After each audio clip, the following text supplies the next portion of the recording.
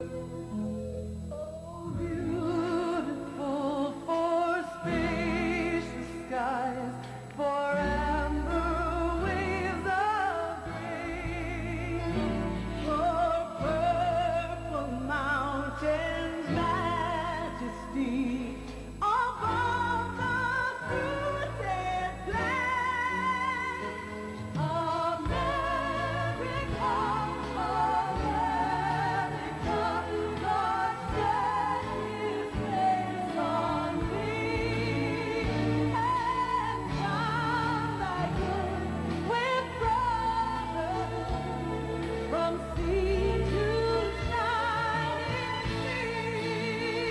sea. After the first film came out, why History Channel put out two films, which they showed nationwide to their massive audience on masonry, because of course this really deals with masonry, and to sort of poo-poo the idea that there was anything wrong with masonry, and just because, I mean, they worship a different god, and just because Albert Pike, who was really the senior Mason back in the 1800s, talked about Lucifer, and when, of course, Manly P. Hall, who was the leading Mason up until about 1990, talked about how really this was all a Luciferian organization. Why they sort of poo-pooed that, and they have all these Masons, it's really, it's well worthwhile getting that History Channel production. In fact, they put out two of them. One of them with our good friend Ralph Epperson, talking about the Great Seal of the United States, and telling you the truth. What is this, really this occult emblem doing on the back of the dollar bill? And nobody seems to want to address that issue. Well, of course, the other one just dealing with Masonry itself, interviewing a number of Masons who just laughed and ridiculed the idea there was anything sinister about this organization that was here at the time of America's beginning. The key part of this whole incredible story is that there were two forces here in America at the beginning. One was Christian, and this was established by Christians as a Christian republic, but there were also occultists here, part of a myriad of secret societies which has been with us since the beginning of mankind. And of course it was dedicated to the establishment of this one world order and the New World Religion. And that has been, this idea has been around for 6,000 years, ever since the Garden of Eden. What is so interesting is this whole incredible plan is coming to its culmination at the present time. Chris Pinto, where are you? I'm here. Oh, well, Chris, it's time, without further ado, Chris Pinto.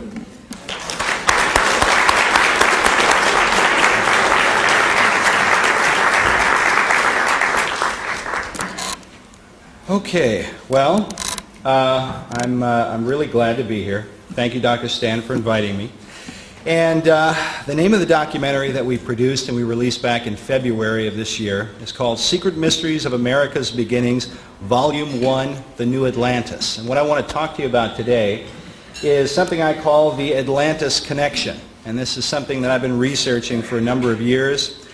Some of you may have seen another couple of documentaries that I produced and directed a few years ago called Megiddo, The March to Armageddon, Part 1 and 2. And this was something that I actually wanted to talk about in the Megiddos, but it was such a vast topic, I chose to leave it alone and wait for the Lord to present another opportunity. And I really believe that Secret Mysteries is that opportunity. So the Atlantis Connection, this is what the presentation is about. What I wanted to start with was to play a clip from the documentary, which is a short preview clip. Are we ready? All right. We're going to play this real quick. It's like a 90-second clip, but then I want to talk about the clip as soon as it plays. And are we ready? Here we go. You understand that America was founded by Christians as a Christian nation.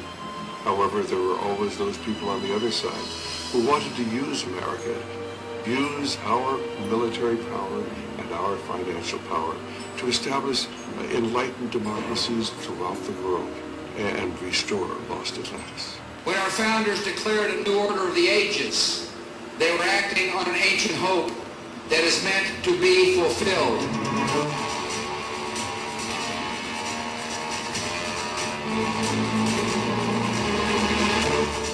As America marches forward, spreading democracy throughout the globe, is she merely promoting freedom or fulfilling an ancient plan? Is she following a course planned for centuries by men who believe she is chosen for a secret destiny?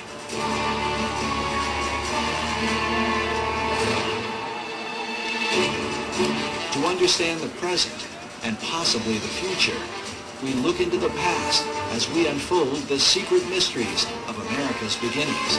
Can America be the new Atlantis?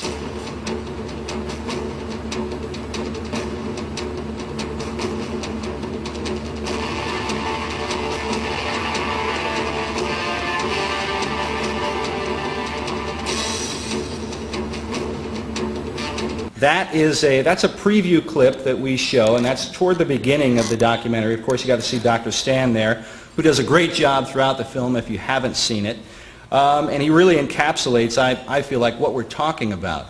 Part of the question, probably one of the central questions that we asked as we were making the film.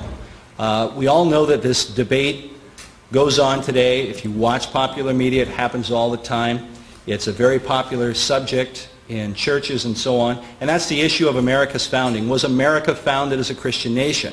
And so the question that we ask is, if America was founded as a Christian nation only, then why is it that the chief symbols of our nation are these Egyptian, Greco-Roman, Babylonian mystery symbols? Why do we have the Statue of Liberty, patterned after the Babylonian mother goddess of the ancient world? Why do we have the Washington Monument that was specifically designed as an Egyptian obelisk? And we're going to talk about that when we get into Volume 2. Why do we have this all-seeing eye, the Eye of Horus, perched over a truncated pyramid on the back of the U.S. dollar bill? And so the series attempts to answer the question, where do these things come from? And that's what we intend to do as we go through all 4 parts. But I specifically in that clip wanted to draw your attention to President Bush's statement in his second inaugural address, where he talks about when our founders declared a new order of the ages, that they were acting on an ancient hope that is meant to be fulfilled.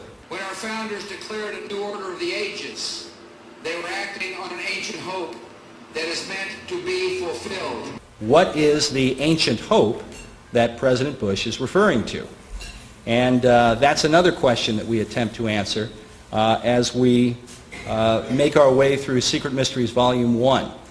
And I believe, and if you read esoteric wisdom philosophers and teachers and so on, this ancient hope is the idea that there has been a plan, an ambition, contained within secret societies for thousands of years to resurrect the lost empire of Atlantis.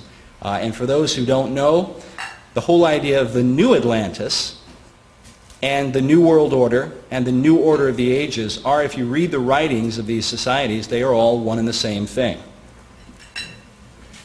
So the Atlantis story begins with the Greek philosopher Plato.